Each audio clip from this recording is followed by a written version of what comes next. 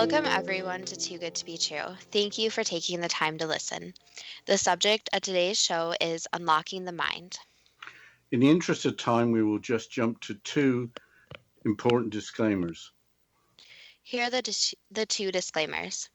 In this episode, by reviewing information in the public domain, we are trying to arrive at some understanding of current knowledge of how the mind can be affected.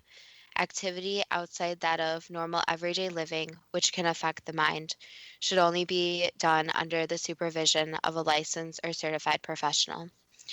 We will be talking about substances that will affect brain function. Whether substances are controlled or not, the introduction of any drug into the body needs to be done by prescription signed by a qualified licensed medical doctor. For substances over the counter and not on prescription, their use also needs to be done under the supervision of a qualified licensed medical doctor.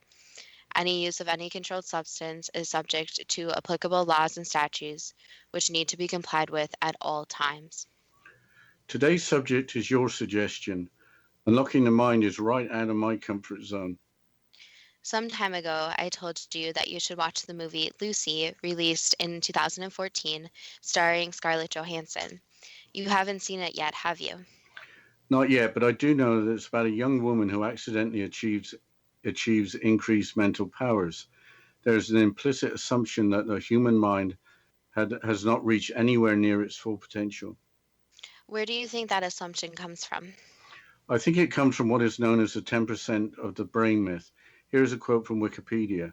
Quote, the 10% of the brain myth is a widely perpetuated urban legend that most of all humans only use 10% or some other small percentage of their brains. It has been misattributed to many people, including Albert Einstein. By extrapolation, it is suggested that a person may harness this unused potential and increase intelligence, unquote. Aren't there stories of people with diminished brains who are able to live reasonably normal? Here's part of an article from the Irish Times from 2006. Quote, more than 20 years ago, the campus doctor at Sheffield University was treating a student of mathematics for a minor ailment. The student was bright, having an IQ of 126. The doctor noticed that the student's head seemed a little larger than normal, and he referred him to Dr. Lorber for further examination.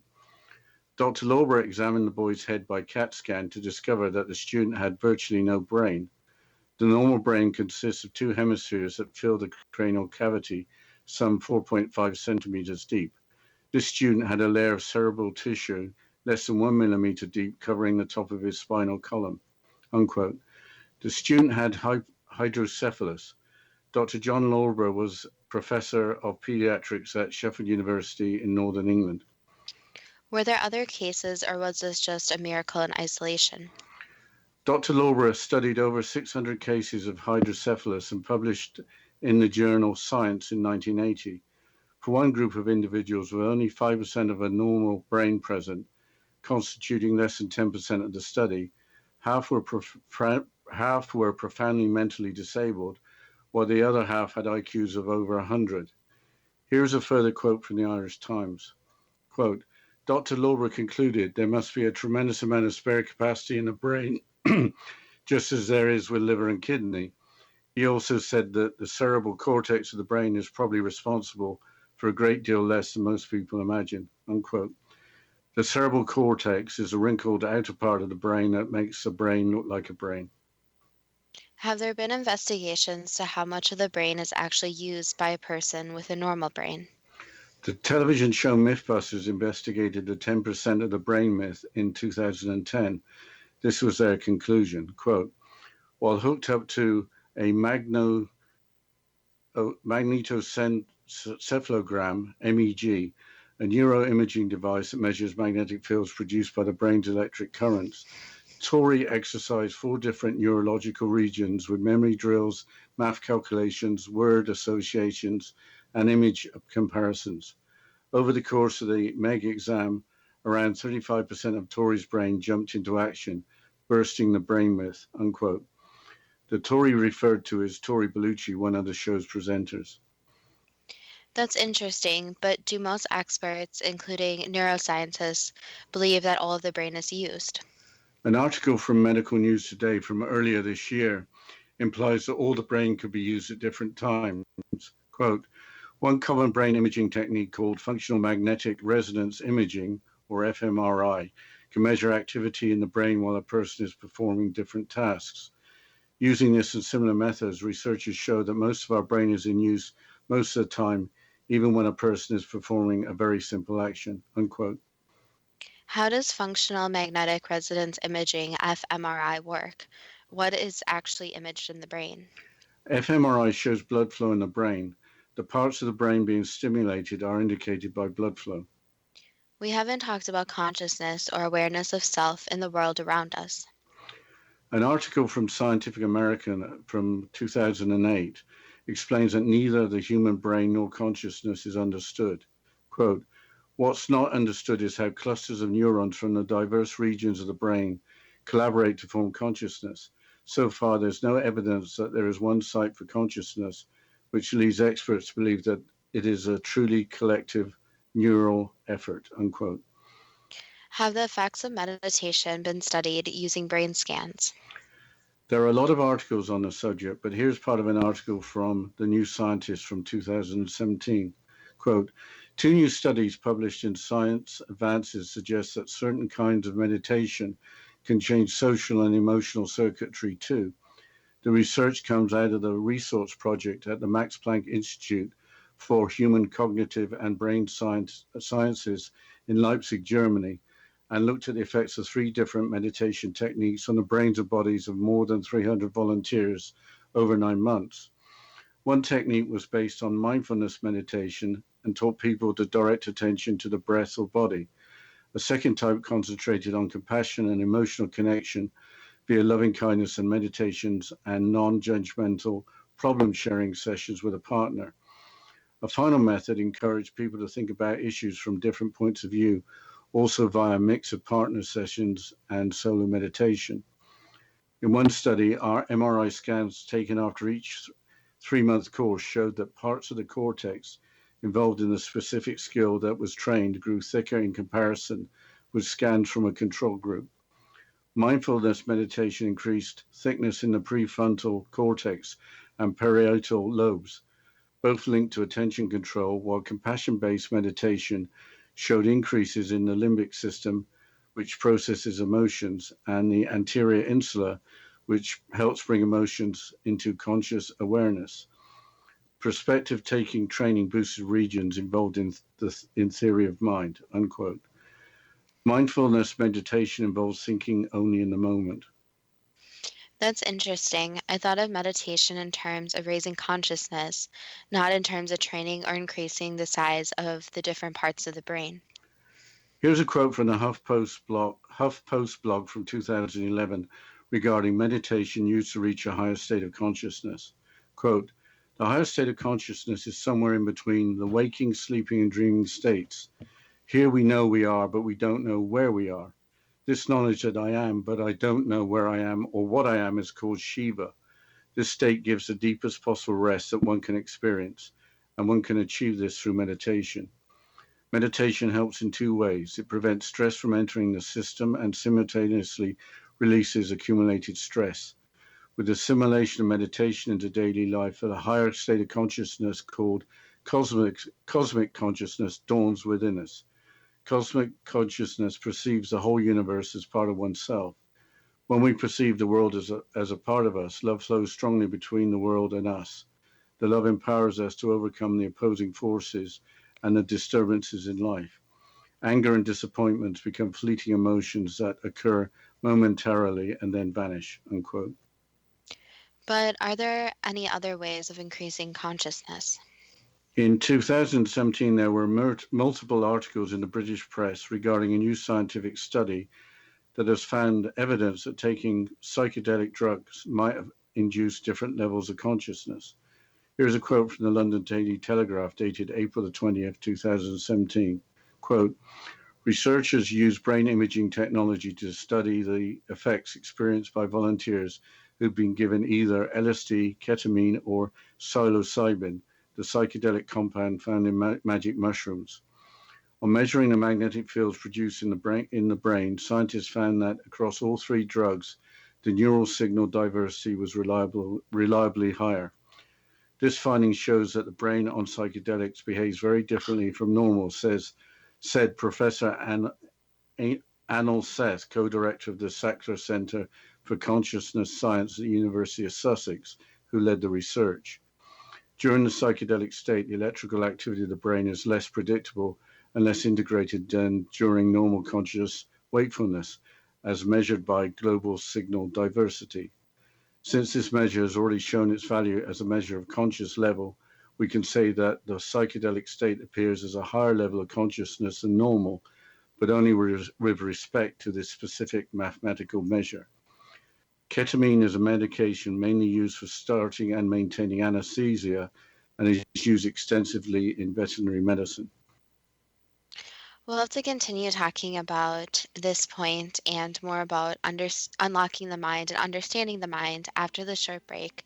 And you're listening to Too Good to Be True with Justina Marsh and Pete Marsh on the X Zone Broadcast Network, www.xzbn.net.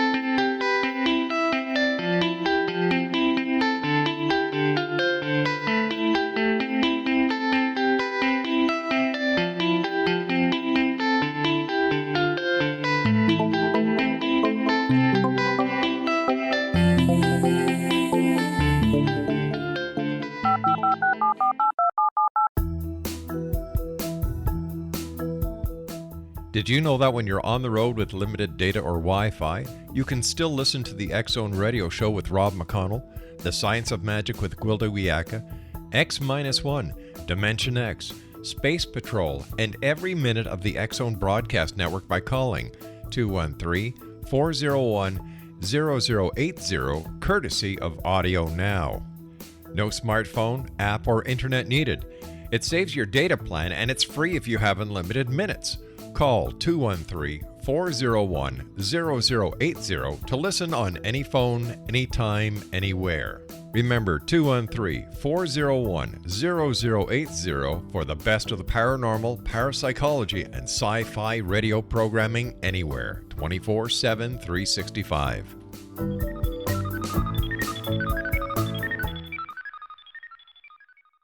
You have heard of the X Zone? Now watch it on Simul TV. Plus 500 video games, live TV channels, free video on demand, worldwide, and more. Does this sound like tomorrow's television? Well, it is, but you can have it today, right now. It is Simul TV. Simul TV offers what the others only wish they could provide. 15 exclusive channels like X-Zone, Sci-Fi, and Horror. We are worldwide. No other provider offers that. 500 built-in video games. No need to have an extra expensive system. We have them included. Free video on demand. Live streaming events from around the world. Interactive online network, and much more. Tomorrow's TV today. Simul TV. Sound too good to be true? Well, it's not. You can have Simul TV today. Sign up at simultv.com. Do it today.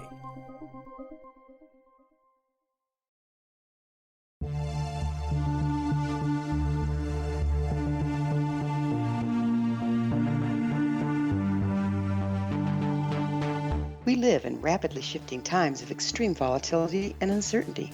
Such profound change brings a unique opportunity for the evolution of consciousness. I'm Gwilda Wiyaka, host of Mission Evolution Radio Show, a program that explores the latest scientific developments and deepening spiritual truths supporting human evolution. Join me on xzbn.net, where I interview leading experts in science, physics, medicine, spirituality, and more. By applying divergent viewpoints to leading-edge topics, we uncover expansive and evolutionary truth to assist you on your path to enlightenment. More information and past episodes are available at missionevolution.org.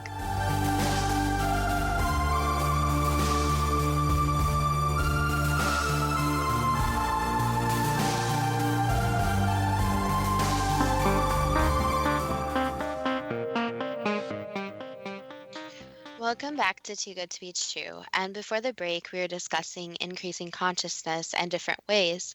And one way we were discussing is by psychedelic drugs. And on the subject of psilocybin, the psychedelic compound found in magic mushrooms. But what other herbs or plants are supposed to also help raise consciousness? Ayahuasca, a plant-based preparation from the Amazon used by shamans, is the consciousness raiser I've heard about the most. Here's a description from a news article on the BBC website from 2014. Quote, ayahuasca, also known as yage, is a blend of two plants, the ayahuasca vine and a shrub called chacruna, which contains the hallucinogenic drug dimethyltryptamine, or DMT, and therefore ayahuasca is illegal in the UK, the US, and many other countries, unquote.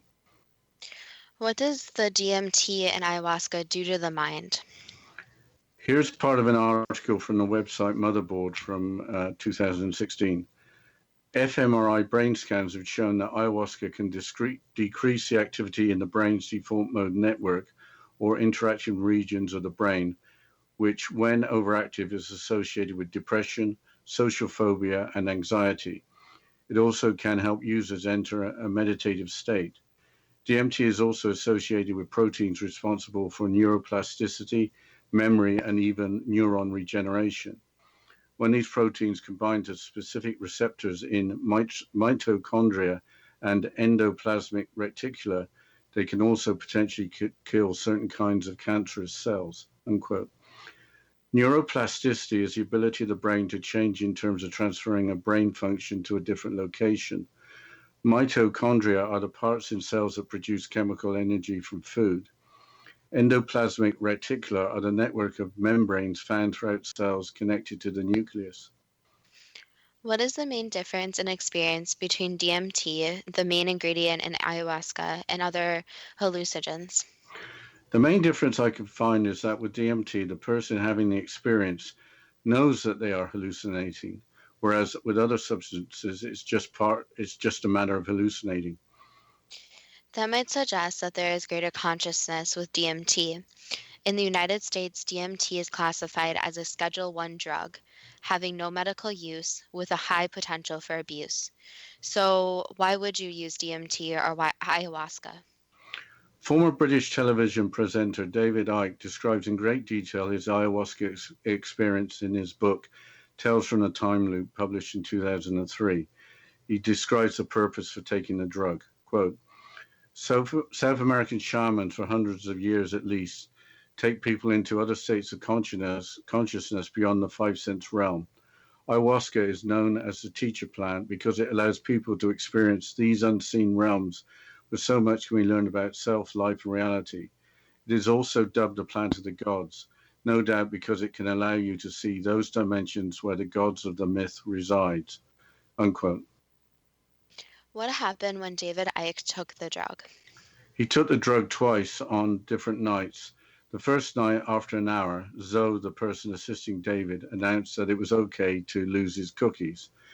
The drug would have then had long enough to metabolize. By that time, there had been nausea and agitation. Quote, out of my mouth in a very different voice to David Icke came the words slowly and powerfully. I am love. I then began to repeat, I am everything and everything is me. I am infinite possibility. With that, I felt a fantastic energy pulse from my heart chakra and fill the room. A strip light on the ceiling began to flicker on and off. After a few minutes, 3 of the lights came on full power. I looked across and thought, why has Zoe turned the lights on? But he hadn't. The lights were all switched off and they had come on by themselves without electricity. Then the equipment playing music switched off and came back on again after 10 seconds or so. Weird stuff on the face of it, but I could understand why an energy of the power I was experiencing could affect the electrical circuitry. I clearly felt an energy coming out of my heart chakra and arching there to my head. The words I was speaking came through this source. I even called Zoe over to ask if this is what usually happened. He said everyone was different, unquote. What happened the second night? This is just part of David's second experience when he heard a female voice. Quote, this is the infinite, David, the voice said. This is where you come from, and this is where you shall return. The following words then began to repeat over and over in my mind. Infinite love is the only truth. Everything else is illusion. Infinite love is the only truth. Everything else is illusion. Infinite love is the only truth. Everything else is illusion. Unquote. What came out of the 2 sessions? David Icke became a noted researcher, author, and public speaker. A recurring theme in his work is that reality is not a world limited to the 5 senses, which are sight, hearing, taste, smell, and touch. What is reality according to David Icke? You would have to read his books for a complete explanation, but Wikipedia provides a brief summary. Quote, Icke believes that the universe is made up of vibrational energy and consists of an infinite number of dimensions that share the same space, just like television and radio frequencies, and that some people can tune their consciousness to other wavelengths. The article goes on. Icke believes that time is an illusion. There is no past or future, and only the infinite now is real, and that humans are an aspect of consciousness or infinite awareness, which he describes as all that there is, has been, and ever can be, unquote. How do we know an experience with using ayahuasca will have no basis in any reality and will be a complete illusion? We don't, but so far we've concentrated on the brain. We should also look at the heart. You don't think with your heart, you think with your brain, which allows you to have the 5 senses. Apparently, the heart is more than just a pump. Here's a part of an article from the Conscious Lifestyle website. Quote, in 1991, a scientific discovery published in the journal Neurocardiology put to rest any lingering doubts that the human heart is more than a pump. The name of the journal gives us a clue to the discovery of a powerful relationship between the heart and the brain that went unrecognized in the past. A team of scientists led by J. Andrew Armour, MD, PhD of the University of Montreal, which was studying this intimate relationship between the two, found that about 40,000 specialized neurons or sensory neurites form a communication network within the heart. The article continues. In simple terms, Armour and his team discovered what has come to be known as the little brain in the heart, and the specialized neurites that make the existence of this little brain possible. As the scientists who made the discovery say in a report, the heart-brain is an intricate network of nerves, neurotransmitters, proteins, and support cells similar to those found in the brain proper, unquote. There was mention of a heart chakra earlier when we were quoting the effects of ayahuasca. What are the chakras? There are 7 chakras as follows. The root chakra connects all of your energy with the earth. The sacral chakra, your creative life force energy that helps you enjoy your life here on earth. The solar plexus chakra, where your self-confidence, identity, and personal power are born. The heart chakra, where your love, compassion, and kindness are empowered. The throat chakra gives voice to your personal truths. The third eye chakra opens up your mind to information beyond the material world and the 5 senses. The crown chakra, pure consciousness energy. With the third eye chakra, how do you open your mind beyond the 5 senses? You balance or energize the chakra through meditation, focusing on signals outside of the body. An underactive third eye chakra will result in psychic experiences being ignored with a disconnection from spiritual experiences. We touched on this earlier, but is there more information on how the brain responds during meditation? The website Mind Body Green lists 8 benefits. 1. Your brain will make more GABA. Research has shown that GABA production, a neurotransmitter in the brain, gets a boost when you meditate. This is beneficial because lower levels of GABA are associated with higher levels of anxiety. In fact, drugs like Valium and Klonopin actually work by increasing GABA levels in the brain. 2. Your amygdala will shrink. The amygdala is part of the brain associated with fear and emotion and plays a key role in the body's stress response. In a study of over 150 adults, an 8-week mindfulness course led to a decrease in the participants' amygdala. 3. The networks in the brain will change. Studies have shown that people with meditation experience have increased connectivity between certain regions of the brain, such as those associated with attention and disengaging from distraction. These also happen to be some of the fundamental principles of a meditation practice. 4, your senses will get a workout. Long-term meditators often demonstrate an increase in gray matter in the parts of the brain responsible for feeling and hearing.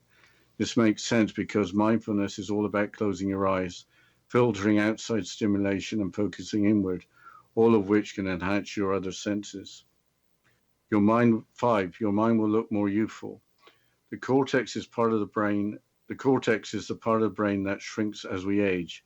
But in one study, 50-year-old meditators appear to have the same amount of gray matter in this region as a 25-year-old. To us, this seems like a reason enough to start establishing a daily practice. Your dopamine will shoot through the roof. That's number 6. And I think we'll have to continue with that after the break, Justina.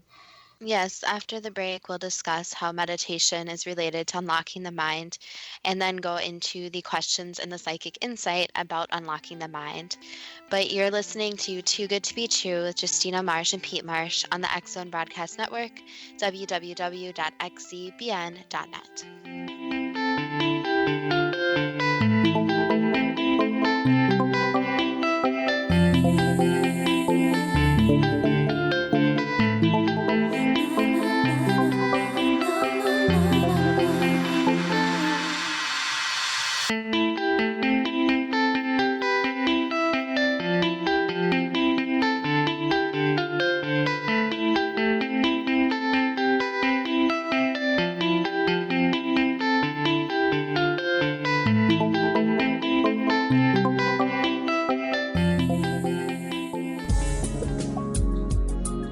Broadcast studios in Hamilton, Ontario, Canada, to the world and beyond.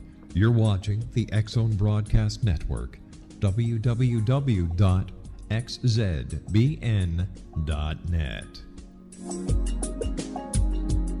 AVS Media. You have heard of the X Zone? Now watch it on SimulTV, plus 500 video games, live TV channels, free video on demand, worldwide, and more. Does this sound like tomorrow's television? Well, it is, but you can have it today, right now. It is SimulTV. SimulTV offers what the others only wish they could provide. 15 exclusive channels like X-Zone, Sci-Fi, and Horror. We are worldwide. No other provider offers that. 500 built-in video games. No need to have an extra expensive system. We have them included. Free video on demand. Live streaming events from around the world, interactive online network, and much more. Tomorrow's TV today. SimulTV. Sound too good to be true? Well, it's not. You can have SimulTV today. Sign up at simultv.com. Do it today.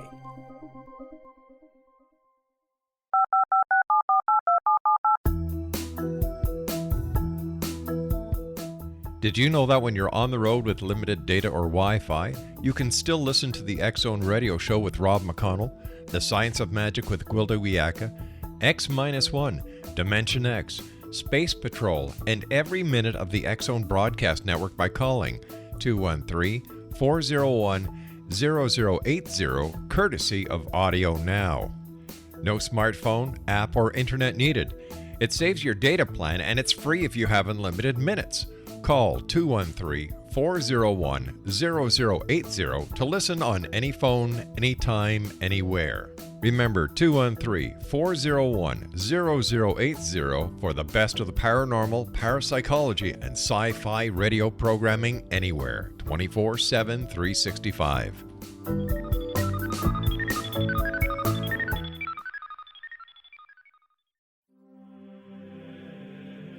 Rob McConnell here, presenting an overview for Nicholas Paul Jennings, author of a fascinating book, Amen. It presents facts revealed by Egyptologists, facts that enable us to understand why Amen is the beginning of creation of God. It provides recommendations for religious leaders of the major religions to unify their beliefs and teach the Word of God. Love one another. Amen informs people how mankind conceived God. It was the Egyptians that developed the concepts of a soul, a hereafter, and Son of God. And finally, After the worship of many gods, they conceived the belief in one universal God, the maker of all there is. For more information, visit www.futureofgodamen.com. That's www.futureofgodamen.com.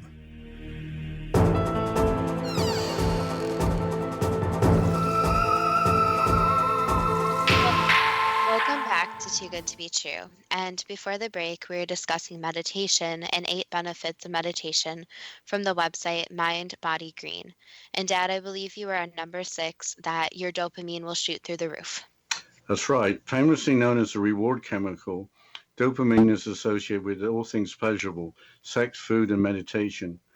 According to one study, Yoga Nidra, a deeply relaxing meditation-focused yoga practice, created a 65% increase in endogenous dopamine release.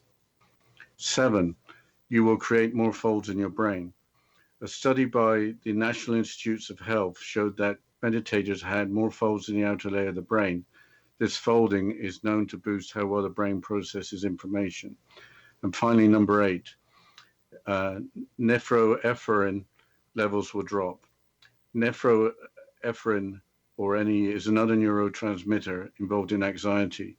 Studies have shown that if you compare meditators with non-meditators, people with a regular practice had lower levels of NE in their blood. Practicing meditation seems to have multiple benefits with no downside, but I think it's time for the first question. Right. What was behind the movie Lucy? Was it just a belief that we currently only use parts of our brains with the potential for using much more, or was there more to it? Yes, it was that people only use part of their brains, but there was also the concept that there is a kind of unlocking of the rest of the brain that can occur. How could a student at Sheffield University function with an IQ of 126 with virtually no brain? Because their brain functions in a different way, so it basically made up for the lost portions by rebuilding in a way. In Dr. Lorber's study of over 600 cases of hydrocephalus, why were the individuals with only 5% of normal brain in 2 categories, with half profoundly mentally disabled, while the other half had IQs of over 100? Basically, you can think of the neural pathways in the brain as a computer system.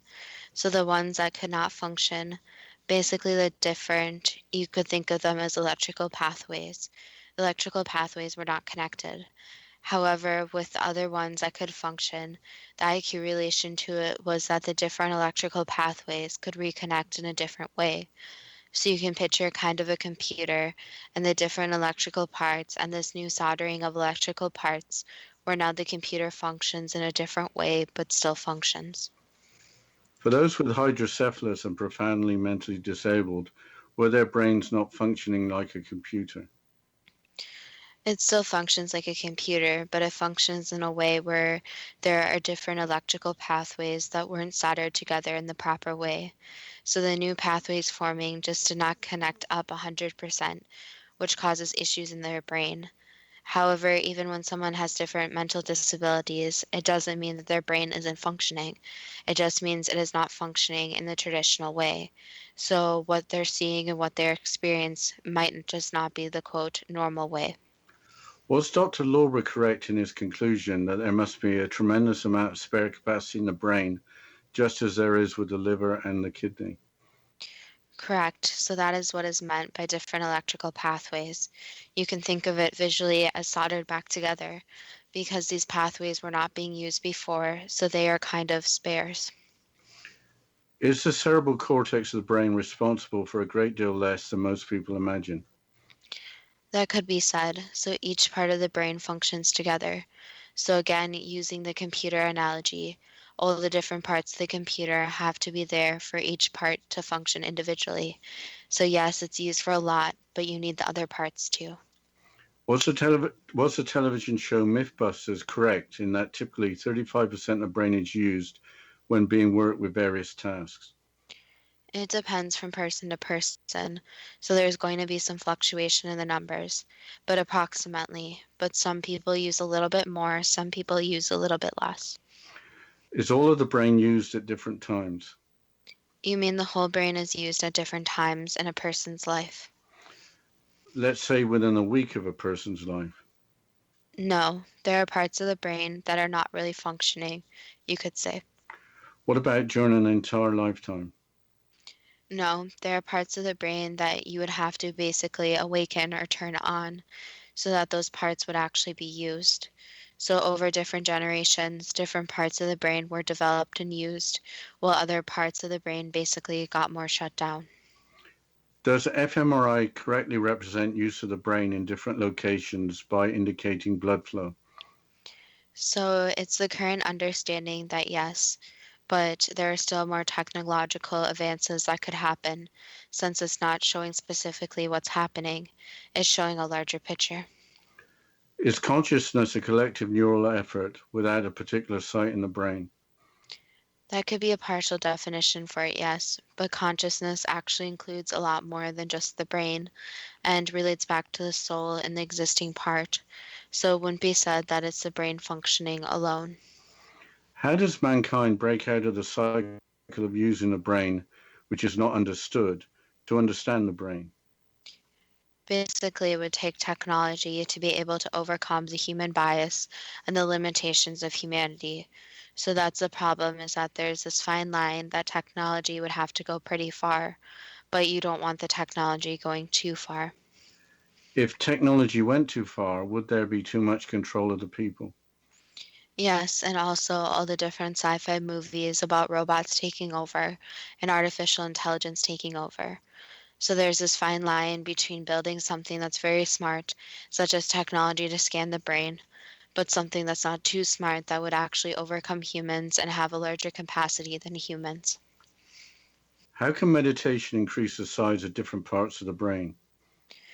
Basically, it goes back to using you can think of it as your imagination again.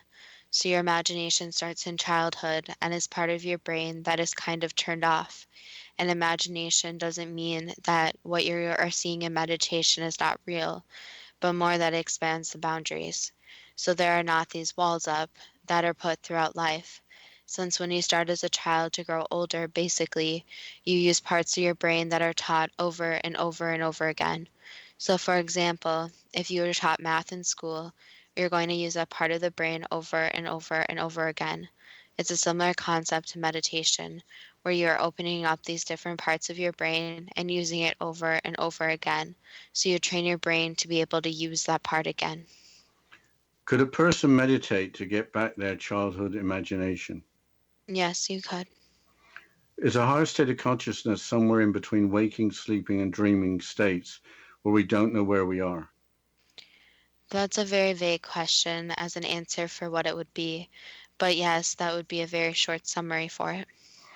Does meditation help reach a higher state of consciousness by removing stress and by perceiving the whole universe as part of oneself? That could be said. With the use of psychedelic drugs, is a change in electrical activity within the brain an indicator of a higher state of consciousness?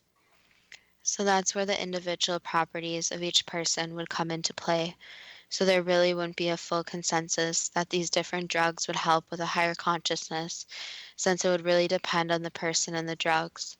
However, it can be said that yes, some people experience different experiences that could be called a higher consciousness, while other people do not get to this point and instead go into more of a paranoid, closed off mental state.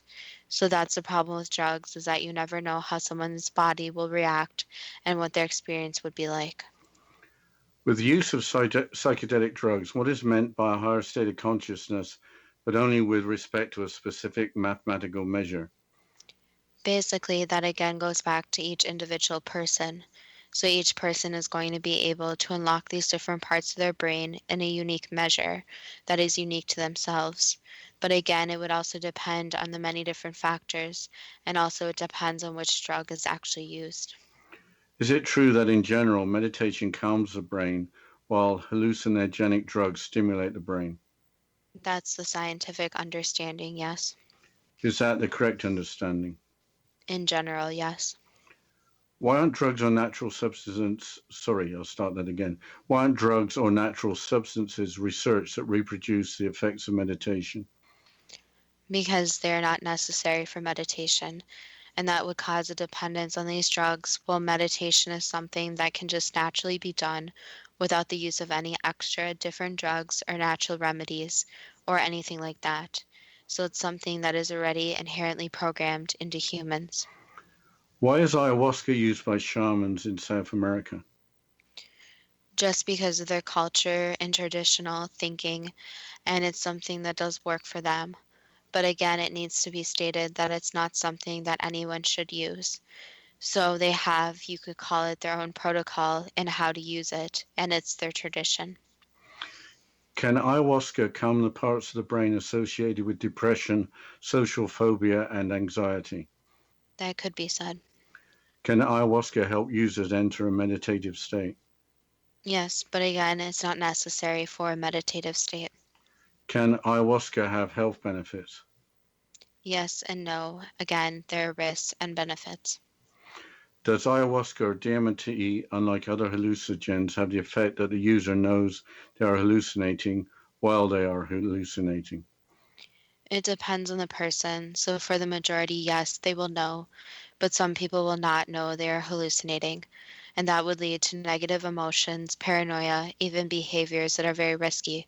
So again, it would be advised to be very careful with anything like that. I think we need to go into the break, Justina. Yes, after this short break, we'll continue with the questions and the psychic insight about unlocking the mind. And you're listening to Too Good to Be True with Justina Marsh and Pete Marsh on the X Zone Broadcast Network, www.xzbn.net.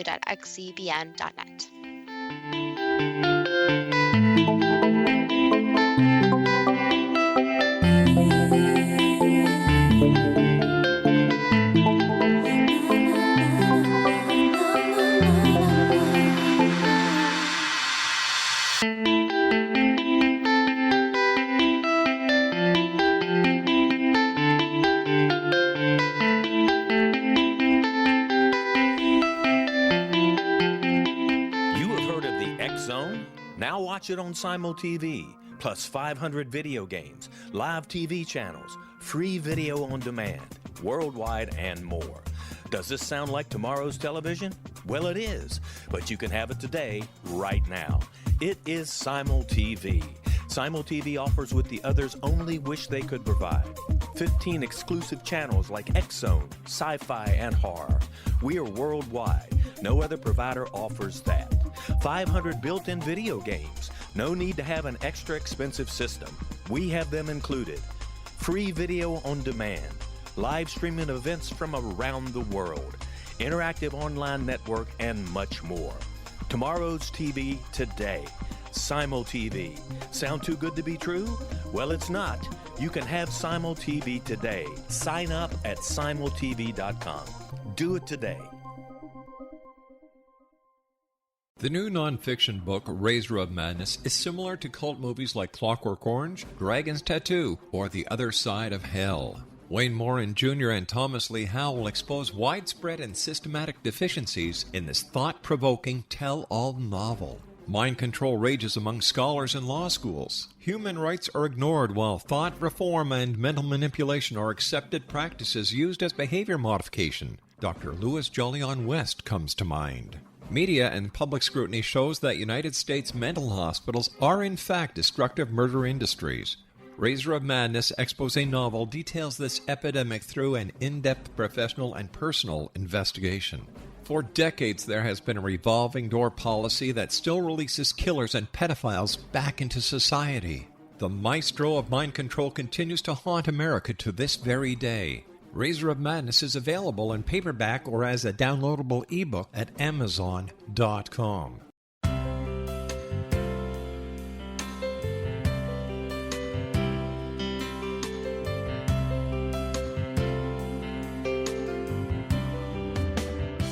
The concept of a new age has been around since the late 19th century, yet much of its original meaning has been lost. What exactly is the new age?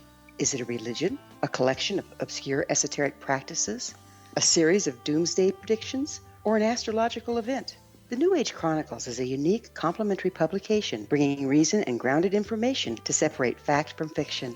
chock full of valuable information to support you as we make the monumental shift into the new era. You won't want to miss a single innovative issue. The New Age Chronicles newspaper is coming soon to www.newagechronicles.com.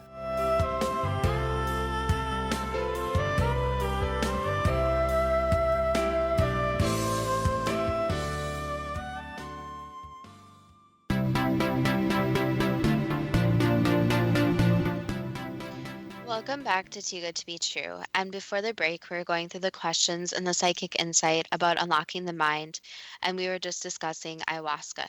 So, Dad, can you please continue with the questions? Sure. Does ayahuasca allow experience of unseen realms where so much can be learned about self, life, and reality? That could be said. Does ayahuasca allow sight of those dimensions where the gods of myth reside? Not exactly, no. Is infinite love the only truth with everything else an illusion? So, that would be another whole topic. But love is something that is a very strong force and basically keeps everything in the universe together. Is the universe made of vibrational energy consisting of an infinite number of dimensions that share the same space? It's more complicated than that, but that is a summary that could be said. Is time an illusion with no past or future, with only the infinite now being real? Yes, that's true, since time is a human concept. Is there a heart brain including an intricate network of nerves, neurotransmitters, proteins, and support cells similar to those found in the brain? Yes and no. So, yes, but it's more complicated, and there would have to be more study to realize how it is more complicated. What is the purpose of the heart brain? Is the heart much more than a pump? Yes, it is much more than just a pump. Can you say more about the heart being much more than a pump? It basically is where it's connected directly to the soul, so connected directly to the light in a human and to what their pure essence is.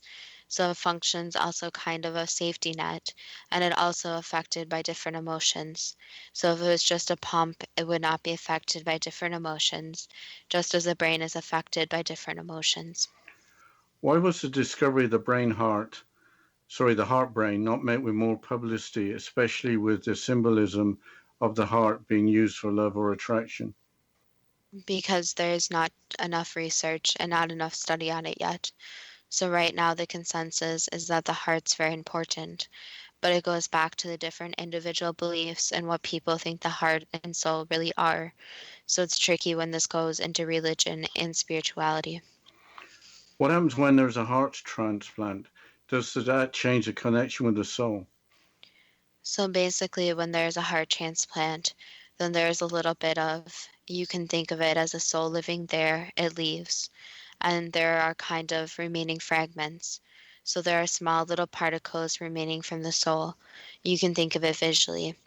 So when that heart is put back into a new person, the new person's soul, yes, can go to that heart, but there are also those little remaining particles from the previous person.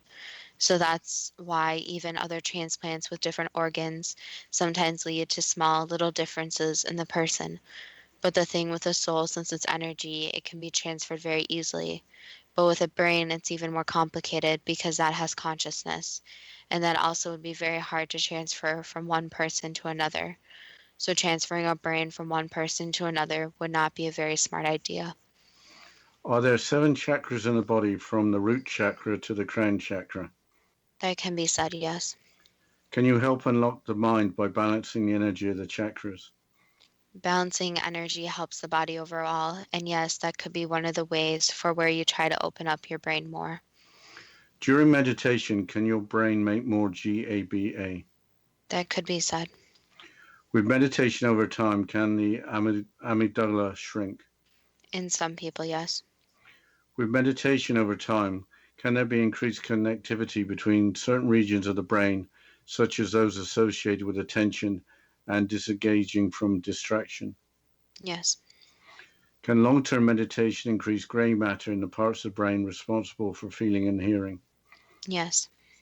Can long-term meditation make the brain appear more youthful with restoration of gray matter? Not really youthful, but it can appear similar, but it's not reversing aging, no. So yes, it's benefiting the body, but it's not going back in time in that concept. Can meditation have the effect of increasing endogenous or internal dopamine release? Yes. Can long term meditation create more folds in the brain? Yes, but other factors can too. Can regular meditation reduce anxiety by decreasing norepinephrine in the blood? For some people, yes, but for some others, if they already have this anxiety, it would be hard to get into the meditative state. Can the use of ayahuasca or other hallucinogens help unlock the mind by balancing the energy of the chakras? This can be done without these, so it's not necessary for these drugs. What can be achieved by use of ayahuasca or other hallucinogens, that can't be achieved by meditation? Basically, the hallucinations would be different, but they also could be very dangerous. So in meditation, there's more of a control. There's this consciousness that you know you're meditating. But with these drugs, consciousness can just go out of a person, and a person may not actually know that they're in a hallucination. So basically, it would be more of a full body experience compared to meditation. However, the person may also engage in more risky behaviors, say or do things they don't normally do, and also find it very hard to come down from the hallucination. Is there the possibility of unlocking the mind by using more of the brain? Yes. So this would have to be done over generations, though, since to fully unlock the brain, it would take a lot more study, and it would also take a lot more of education in a different way. So focusing on the different parts of the brain, and you could even call it brain training, where you train your brain to actually use other parts instead of the parts you use on a daily basis. What is the best means for most people, especially with limited resources, to unlock their minds? Meditation, it's free. You don't have to spend any money on anything. You can do it whenever you want. You can do it in a very short time frame, from even doing it from 5 minutes up to hours. And it's something that is already out there with guided meditations. But you can also just sit there, be with oneself, and take some time for yourself and let your brain wander to where it wants to wander. What is the potential benefit from unlocking the mind? Is it the ability to use more than the five senses to experience more on the earth plane and to have experience beyond the earth plane? So that's a very complex question. But in summary, for some people, it would having these otherworldly experiences, but for other people, it would not. So it really is based on if the person is capable, if it's in their life chart, if it's something that they are basically meant to do. But unlocking the brain can also help. You could call it them in more normal ways, where a person may have more patience. They may be able to focus longer. They may be able to come up with different concepts quicker. And you could say overall their concept of the world may change and shift, where they are more positive, they have less stress. So even these small benefits compared to having otherworldly experiences would be beneficial. But it also is that over time, which parts of the human that the human actually uses their brain, which parts actually used will shift and change. And that's what happened over time, is that humans, through different civilizations, through different needs, have changed which parts of the brain they use. So it has the benefit of affecting people in the future too, if other parts can be unlocked. Can unlocking the mind be beneficial to mankind and the planet Earth?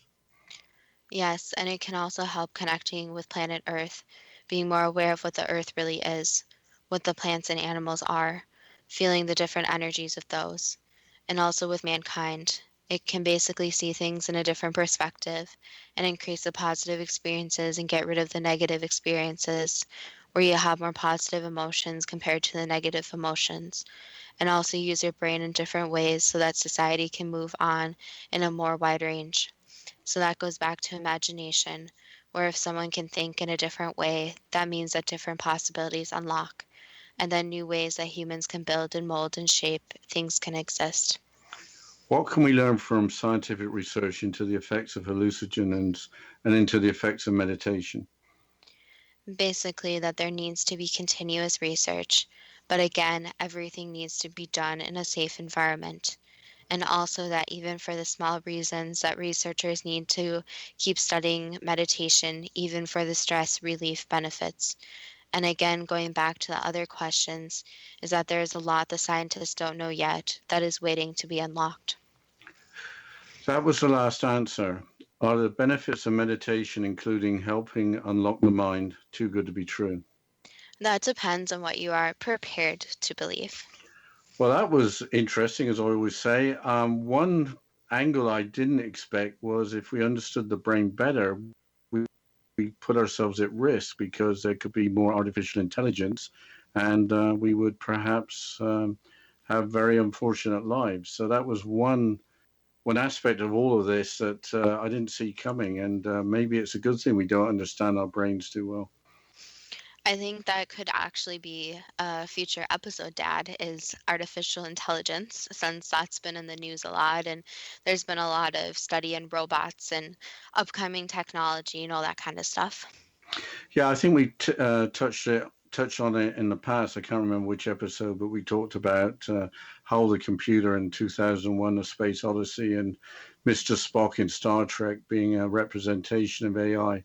So maybe we could build it from there. But I guess we're always open to new suggestions for shows.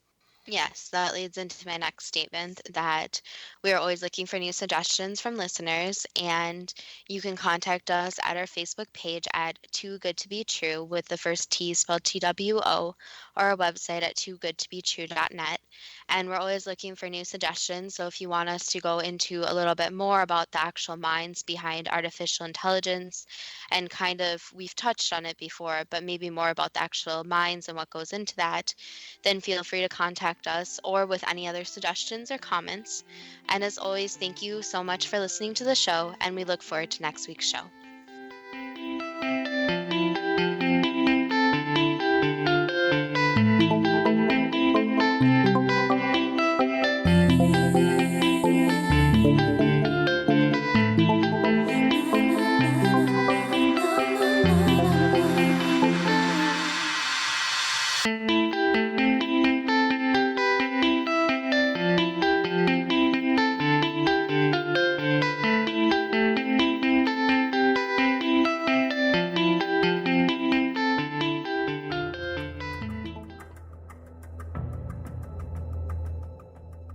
Modern Esoteric, Beyond Our Senses by Brad Olson, consummates the lifology story about where humanity originates.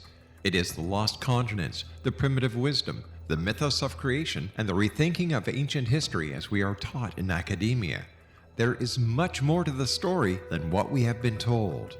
As this is the first book in the Esoteric series, Modern Esoteric starts at the beginning of time and accelerates up to this modern age. Future Esoteric is book 2 in the series and takes a forward-looking position ahead of today with an open and honest examination of the ET issue and various unexplained phenomena. To discover the writings of author Brad Olson, visit www.bradolson.com. That's www.bradolson.com.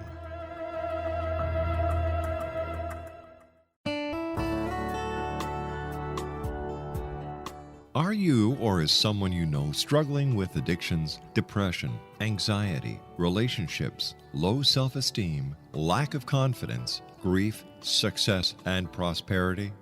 Do you know that your subconscious belief plays a big role in the outcome of your hard work?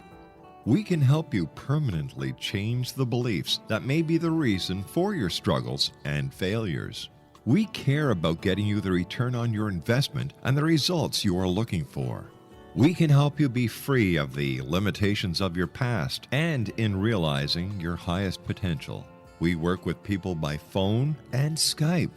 For more information, visit us at www.ritasoman.com. That's www.ritasoman.com.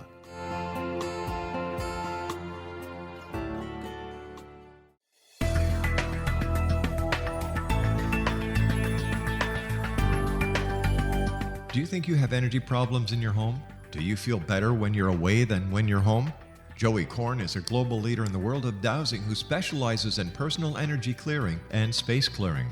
He can help you create an ideal energy environment in your home no matter where you live in the world. Learn about his remote spiritual house cleaning services and much more at www.dowsers.com.